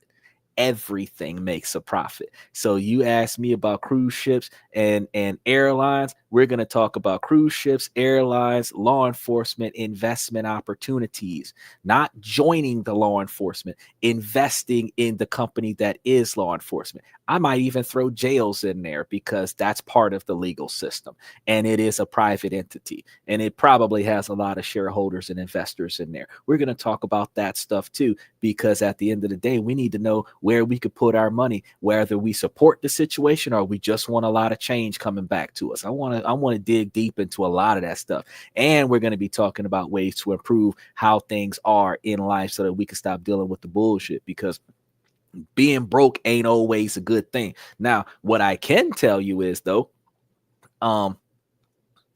in investing in certain airlines, if you invest enough in the airline and they recognize you as one of their leading investors, you might get special treatment at the airport that offsets the cost of your stock, your shares and stuff. But I mean, having like 1,000 shares ain't really a big thing. Now, having like 250 million shares, they might really kiss your behind when you go to the airport. But for us starting out, it is a good question for you to ask. What about investing in airlines and cruise ships, vacations and stuff like that? Because we always talk about real estate all over the world, but what about the transportation that gets you to those locations? What about that? That's a fantastic question. This is the reason why on This and That we talk about this, that, and everything in between, because at the end of the day, if we only talked about one thing, we would be like all of those other red pill, black pill, blue pill podcasts that just talks about the same old bullshit every day without ever talking about a solution. We point out how it's fucked up, but we never talk about how to change it. I don't like doing that. I tell all of those when I'm on those podcasts as a fan or member of the podcast, I throw a comment or two in there that lets them know, we should be talking about some rectification solutions. And since they don't, I'm like, I'm gonna do it here. Notice that Jordan didn't come through. He was supposed to be coming through. Jordan Barnes, he was supposed to be coming through and providing some investment opportunities. He would have benefited a lot from the shit I talked about yesterday. Because we went through everything yesterday. We were covering treasuries, real estate investment trusts, high interest bank investments. We talk about all kinds of stuff around here. He said less COVID restrictions. Well, COVID restrictions don't really exist anymore. We're dealing with post-COVID restrictions. This is the COVID environment post-COVID, where everybody is socially distant from one another instinctively. We were already antisocial. We were just not used to avoiding each other. We spent 2 years avoiding each other, and now we are showing our anti-socialism. That's what's going on right now. There are no policies right now. Well, I can't say there are none, but the ones that exist do not negatively impact your day-to-day operations. It's a HIPAA violation for them to mandatorily require you to get COVID vaccinations. Countries that require you to show that you have been vaccinated recently will only require you to wear a mask if you don't show vaccination. You wear the mask while you're in the airport, and then when you get out of the airport, you take the fucking mask off, because don't nobody know if you're vaccinated or not once you get into the country. They only know that in the airport, you got to show the guy at TSA that you're good to go. So you bring your mask, you show them the paperwork, they stamp your visa, you get on a plane, you take the mask off. Ain't nobody going to come back and say, oh no, you got to keep your mask on. Ain't nobody going to do that. They're going to check your ticket and see that you pay for your seat. So you got to understand that there aren't COVID restrictions. There are governmental restrictions, but there are safety protocols, but there aren't really many in existence right now, COVID restrictions. Now, during flu season, they might emphasize getting a vaccination, but flu season starts in October. If you're not flying in October, ain't nobody going to ask you about when's the last time you got a flu shot. When's the last time you got a tetanus shot? The last time that they usually ask you about your last tetanus shot when you got a nail in your ass because your homeboy was playing with the nail gun. That's when they ask you about your tetanus shot. When you get hit with a bullet because a cop didn't see your seatbelt, that's when they ask you about your last tetanus shot. But they don't ask you about your last tetanus shot outside of you already having contracted a metal protrusion in your body. So if you're coughing and sneezing when you get on the plane, they're going to ask you about COVID because that's symptoms. Flu symptoms are COVID symptoms. So if you got a common cold, they're going to ask you if you got COVID. If you're coughing too much, they're going to ask you if you got COVID, if you've been vaccinated for it. But if you go there healthy, no sweats, no discoloration of eyes, so don't smoke before you go. I wouldn't smoke before you go because Snoop got arrested on the plane for flying into a country that doesn't allow marijuana. He was legally allowed to do it in American territory, but when he got into a country that did not prohibit that, he went straight to jail for being high on the plane. Telling you. So it's not the COVID protocols that you got to recognize. It is the laws and regulations of the country that you're headed to, because you can be an American citizen and the American law applies to you in other countries, but that country's laws also applies to you in that country. That's what people don't understand. Those folks that Kamala Harris brought back for smoking weed out there, they should have stayed in jail. I don't give a fuck. Fact is, they don't have medical marijuana laws in their country. You were supposed to leave your weed at home. They don't. If they got drinking laws out there, you got to adhere to their drinking laws and our drinking laws. Just because the legal age limit is 13 in some of those other countries doesn't change the fact that you still got to adhere to American laws. So if she was supposed to be 18 in America, she need to be 18 in Cambodia. Even if she could be legally 13 or 16 or whatever in Cambodia, you better make sure she's 18, because as an American citizen, you could still be charged in the U.S. if the U.S. find out about it. Talking about some, I'm gonna go to one of them Asian countries and go get me a 17-year-old wife. Fly that bit into America and get arrested on the fucking plane for human trafficking. Try that shit. I'm trying to tell y'all. Special shout out to Cody. You know we got to do it. You know we got to do it. I'm not just living, I'm manifesting my vision. Cutting through limitations with surgical precision. My expectations are my He said Camilla says he hit it once. Special shout out to Cody. Long time. It's been a while since Cody's been here. I really appreciate you coming back today, bud.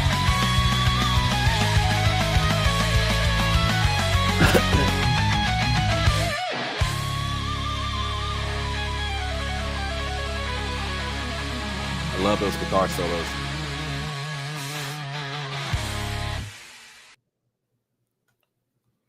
Cody said, do you think that House Speaker John Boehner passed the weed law after he bought a bunch of stock, 51% in it? Fuck yeah, you know he did.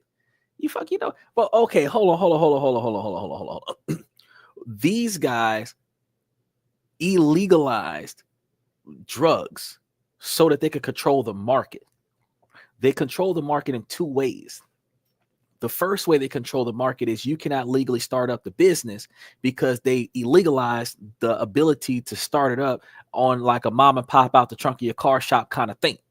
Then they make more money off of it because you get arrested and pay fines. You go to jail and they get paid per head for you sitting in jail. You got to pay for a lawyer. You got to pay for cost of court. You got to pay for probation. You got to pay for drug testing. All of the money they're making off of you to keep you from starting up your own drug company when all they're doing is creating drug companies. Yeah, of course. They could not regulate weed before. So since they could not regulate weed before, they illegalized it so that their profit off of you, when they caught you with it, they get to seize all your drugs so that they could sell it. They get to I appreciate that, man. I appreciate that. He said so they could seize all your drugs, they could seize all your money, they could take all of your assets. So all of the profits that you made off of the unlawful work you were doing, they can take all that, split it between them. And then they're going to make more money off of legally selling it to everybody else. You know what's funny in this country? When we legalized marijuana in America, we did not take marijuana off of the law books. So you can still go to jail for unlawful possession of marijuana. You should not go to jail for unlawful possession of marijuana. In fact, after they legalized marijuana, everybody who has ever been charged for a Schedule 1 or Schedule 2 related to marijuana should have had those charges expunged off of their record because it is no longer a crime. So it should no longer negatively impact your history. But it is still a crime. You can legally have marijuana, still get fired from your job for being under the influence of marijuana because they drew the line with you can have it at your house, but if you take it outside, you can still go to jail for it. You can have it in your car, but if you smoke blunt on your lunch break, you can still get fired for being under the influence of a narcotic, under the influence of a medical substance. The same way you can't take Oxycontins or morphine and go work in a construction site. So they're still going to make money off of it. Cody said, my only point is I thought of is because it's not environmentally sound the way they operated it all. Fuck you. Nah. Okay. So like for the environment, I think I'm turned into a tree hugger. Okay. So first of all, marijuana is not going to be as negatively impacting the environment as cutting down all the trees that you cut down for paper, okay, and firewood, okay, and wooden houses, okay. So when you think about it's not negatively impacting the environment until you start thinking about the purple kush and the orange pumpkin spice and whatever, when they be putting all those chemicals on it to change the marijuana from regs to like dro. You see what I'm saying? When your weeds start changing colors and having crystals on them and stuff, you've been hitting them with chemicals, battery acid and embalming fluid and stuff to make it look different colors, give you more lightheaded feeling, loss of breath, poor circulation, so that you can feel high. That part ain't got nothing to do with the environment. It's just bad for your body. But if you take regular cannabis seeds, I would tell you take some cocoa seeds, mix them together, hybrid that son bitch, and have you some laced weed and smoke it. The cannabis plant, the cocaine plant, put it together, roll it up, do that dang thing. Just note, they're going to put you behind in jail once you're done. So he said, it's not grown naturally and by the people. I smoked with Ben Franklin and he told me. Well, I could tell you off the top that when you're dealing with marijuana, that it is grown naturally. It can be grown naturally, but some people don't grow it naturally. A lot of people are artificially growing it in fish tanks and stuff. That's the hydroponic stuff because it's grown in water. But again, they're still putting stuff into the water that the plant is going to absorb to give it those different colors and all those different crystals and everything, and give it a different radical name. That's that new jam that people are got to go buy. It's $75 or $300. Well, no, not $75. That would be regs. I'm thinking right now you're looking at $400 or $500 an ounce when they start giving you the good stuff. But why waste money on smoking weed when you can invest in a weed distributor, a weed dispensary?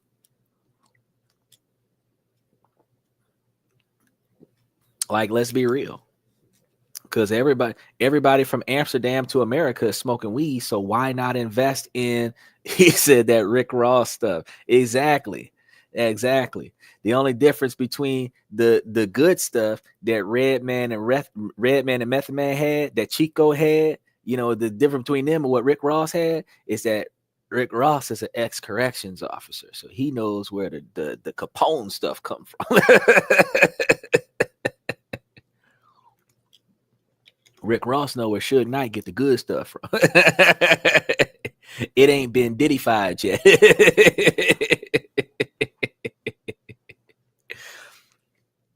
But either way, instead of you investing in their entertainment of getting blowed, you can invest in the dispensary. You can invest in the manufacturing of. You can invest in a farm. You can buy 20 acres of property and then give somebody a percentage of the royalties to turn that 20-acre property into a cannabis hub.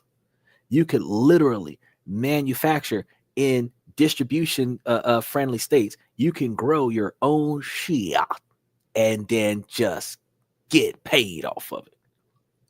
And rule number one is don't sample the merchandise.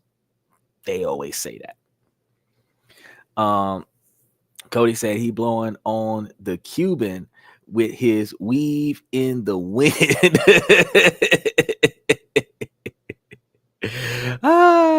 Oh yeah, from South Park.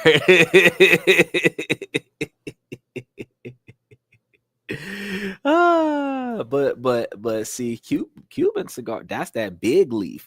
These kids don't know nothing about real. You know, the kids these days, they go out to the store. This is another one that y'all should be thinking about investing in, because tobacco products, while not everybody's okay with them, tobacco products have been making billions for years. You can invest in some tobacco products and make you some decent scratch. But the kids nowadays is they buying the little joints. They're little bitty mini leaves that are rolled up into little individual, and they sold like 2 for $1 kind of thing, or 2 for $1.25 kind of thing. Unless you're trying to find you a Lucy where you pay 50 to 75 cents for one, and then they take that, they split it open, they roll that up and make them a little J with that, right? Now, we back in the days, back in the 80s and 90s, we used to get the real Capone cigarette. We used to split that bad boy and put the whole ounce in that bad boy, roll that up, pass that around the crew, put that out, and then that is the after we smoked the ounce, we would take the ounce and then we would break that up into a joint later on and smoke it a second time. These days, these kids don't know nothing about that. These kids would sit here and roll up 25 or 30 joints. We had one big old Snoop Dogg blunt like you seen on Scary Movie. That's what we used to have back in the day. One of them big old Snoop Dogg joints like that thick, and just pat that around the room. That's why you seen that on that movie, on that TV show, Bebe's Kids. That's the kind of stuff that we used to have when we was kids. These kids don't know nothing about that. But because of shrinkflation, you're smoking less for a higher price. I'm telling you, that's an industry where you could put your money there, because cannabis, hemp, can actually be utilized for industrial manufacturing in addition to getting everybody high. So you don't just buy into it because it's a good entertainment drug. You buy into it because you can manufacture it in other ways, like rope, concrete, and other stuff, and make you a ton of money off of it. Make you a ton of money off of it. But unfortunately, nobody thought about that. Then when they legalized weed, what did everybody do? They started buying larger quantities of weed and keeping it in their cars so that they could smoke and drive. When they legalized weed, you should have said, I'm going to quit my job at McDonald's and start growing weed for a living. You already got a list of connections. You the plug for everybody, and you still working at McDonald's selling your stuff out the drive-through window. I don't know why you didn't think. Get you a storefront. Get you a storefront. Put your stuff in there. Let them some, because you got weed places right now where ain't nobody robbing the dispensary like talking about it. So why not? Why not? And then if you did get knocked off, think about it like this. If you did get knocked off, whatever they stole is a tax write-off. It's a loss. It's a financial loss. And if you insured the product, when they take the product, you get paid for it. So you want them to rob you because that's what your insurance is for. It's to cover you when you get robbed. You want them to steal from you. But because you want them to steal from you, ain't nobody going to take nothing unless you tell somebody to. Locks keep honest people honest. Insurance give you peace of mind. But if you're trying to turn a profit here, you need to start trying to make this shit make sense for you. Cody said, walk to the dispensary dressed like what is that, Stallion from Rocky 1? Ah, bro, they're gonna turn you around with a leather jacket to buy buds.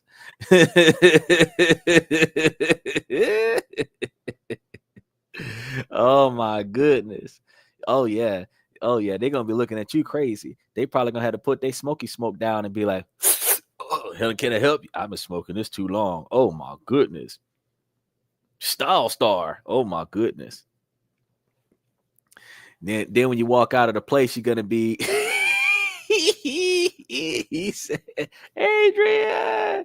You walk outside, you're gonna be driving that kit.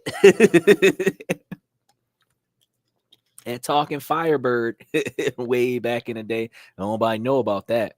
That's way back in the day. See, y'all got to understand, manufacturers were smoking a lot of stuff. They was on opioids and everything back in the day. When they came up with a talking car, and then they came up with so they had the talking Firebird, and then they had the talking VW Beetle. Now today, funniest thing ever.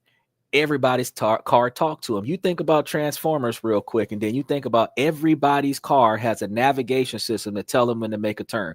Why we got talking cars? Because somebody high thought it was a great idea. All I'm saying is y'all could be making money off of some of these ideas. We don't think like we should. Back in the day, everybody had an imagination. Our imagination has been stifled by the 60-second shorts on TikTok. Don't nobody have an attention span to think of an idea. But all of the stuff, just the stuff that we covered today, a bunch of different investment opportunities. This stuff already exists. I had one of my students come and ask me, why should I create something that already exists? Why reinvent the wheel? His metaphor was fantastically used, but it was used in the incorrect expectation. Because if you think about how many different wheels are out there, you got big wheels, small wheels, spoke wheels, tireless wheels, inner tubeless wheels, run flats, steel wheels, aluminum alloy wheels, chrome wheels, gold spoke wheels, Dayton wheels. Come on now. Why reinvent the wheel? To make money. That's why. Because there's no one way to do it. There's no one way that's the right way. Every different way gives you an alternative. We have 5, 7, 8 billion people on this planet. 365 million of them in America. All you need is 1% of the population to like your product and you're rich. Right? So all you have to do is make the same thing different for the next generation. The same way they changed the Ninja Turtles 8 times, they changed Batman 9 times. They changed Teen Titans, which Teen Titans was a throwback to all of the superheroes, which actually Teen Titans is like the kid version of the Justice League. And yet, they changed the avatar. I can tell you like that nothing that we used to have when we was a kid is the same. They'd have made most of the Disney princesses black for affirmative action, when almost none of them was. Now you can find almost all of them are. Look at how many different variations of Aquaman we had. Why do we do something that's already been done? Because I think I can do it better than the original. That's why. And the no competition, the no monopoly clause that America has is that there's supposed to be more than one version of the same thing. That's why the Camaro and the Mustang look exactly alike. Ain't nobody thought about that, huh? Matter of fact, you got 3 cars that look the same. Because you got the Challenger, the Camaro, and the Mustang have same body style every year or every other year. You ain't noticed that? Why? Exact same car.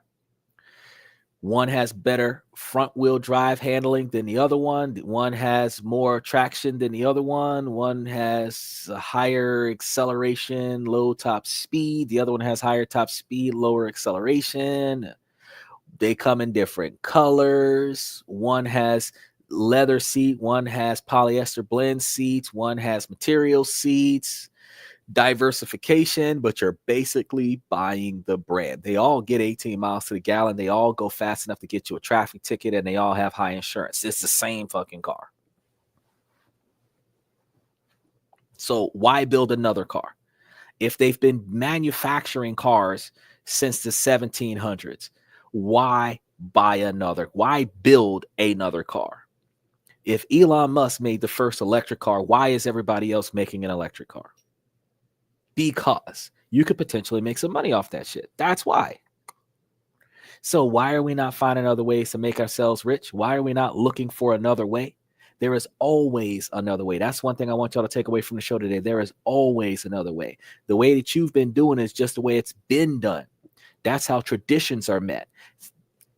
The way things always been done don't mean that that's the way that it always should be. It just means that that's the way things have been done. What we need to do is we need to start finding another way to do things that benefits us so that we can get more out of what we're doing, so that we can accomplish more with less effort, so that we can reap more rewards for the stuff that we're putting ourselves into, so that we don't have to struggle. That is what we're supposed to be focusing on. So if you can find another way to do that, all I got to tell you is sign me up, because if we are changing the way we do things, we will not be broke for long. My 20-year plan already started. I hope yours did too. Cody said definitely something goofy with that all car stuff by GMC. Hold on now. GMC, Jeep, Liberty, Chrysler, Lincoln. They got like 13 different emblems up there. But what they do, they put it up, they kept each individual company from falling off by merging all of them together and selling them on one car lot. Hard label and cool shafts. They like getting shafted. Oh my goodness. Well, I want to tell y'all it was fun. That is all I have for you guys for today. I gotta take these dogs out and then get ready for some of the work that I have to do after the show. So I'm going to get me an early out tonight. And I want to put together all the information that we're going to be talking about for tomorrow night, because when he asked me about the cruise ships and the airlines, that technically could be 2 separate topics. So I'm going to be doing a lot of research to make sure that I can put all that stuff together, because I said I was going to throw in law enforcement and potentially jailhouses. I might have to do law enforcement and jailhouses on the next day, where we do a little bit of social improvement and financial improvement on Thursday and Friday. So I want to start getting that stuff in. So I'm going to go ahead and wrap things up at this moment. I really appreciate you guys coming to the show. Special shout out to Cody, Bayside, Satellite. I know Usman didn't get a chance to make it today, but special shout out to him too. Max Opposer, Joe, his dad. I appreciate the 50 that was given to me by Bayside. I really appreciate that. TikTok, I mean, YouTube took half of it, so I made 25 today. I appreciate that. Make sure that y'all like and subscribe. Y'all can always join the membership. Y'all can throw some stuff down just like Bayside did today. That'd be greatly appreciated. It helped the platform a lot. It helped the platform a lot. All of the stuff that's right, StreamYard, vidIQ, Opus Clip, all the services that's running on this channel, the $100 a month worth of high speed internet, it's $350 for the high speed internet together, the whole bill, but they're shaving off $150 because I got to go call them. The bill just rolled over. They're going to take $150 off of it. So I still got $200 for the internet. This stuff ain't cheap. The podcast ain't cheap. So I really appreciate it when somebody shows me some love and helps me maintain the budget, because it's an investment for me, but it's an investment for y'all too, because y'all are going to learn something from here that y'all are not going to get anywhere else. And that's one of the things that I live by. Cody said, I'll be more coherent next time. Thanks for the wisdom. Hey, man, I do it all the time. It's Blade. Oh, yeah, definitely. So, like I said, any comments that come through while the show is still running on its way out, I'm going to throw those up there as long as they're reasonably appropriate. Thank you, guys. Ladies, as long as the situation doesn't make sense, I'm going to keep asking y'all to make it make sense. And fellas, guess what? We have 31% followership from the females now. So we need more of y'all bros to come up here, because even the women can learn.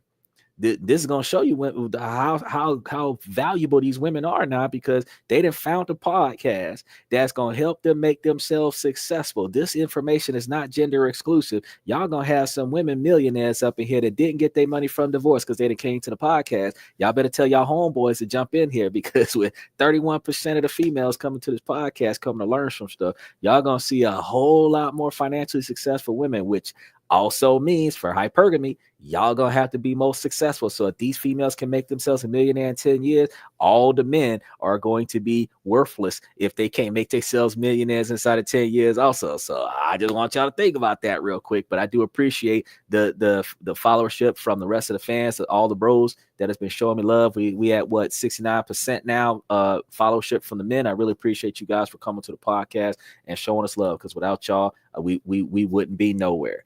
So I want to thank y'all for coming to the show. Thank y'all for coming to This and That. I'm your host, Xander, where we talk about this, that, and everything in between. I'm going to see you guys tomorrow night.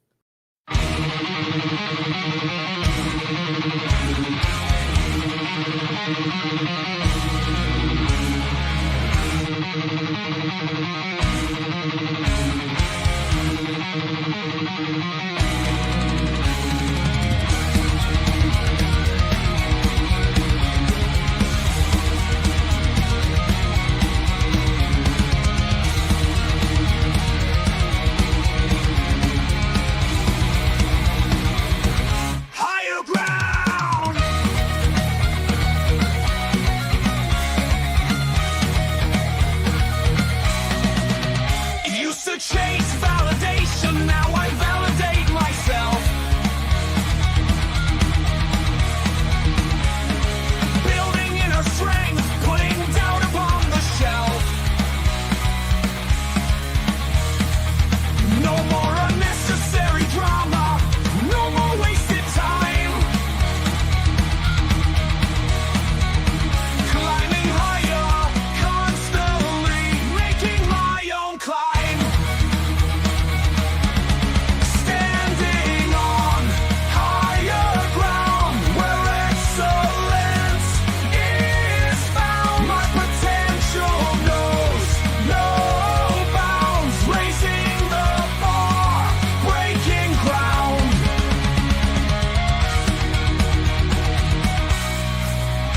My network is my net worth. Choose your company wise. Surround yourself with eagles, not with sheep in disguise. Every interaction is a reflection of my brand. Quality over quantity, that's my personal command.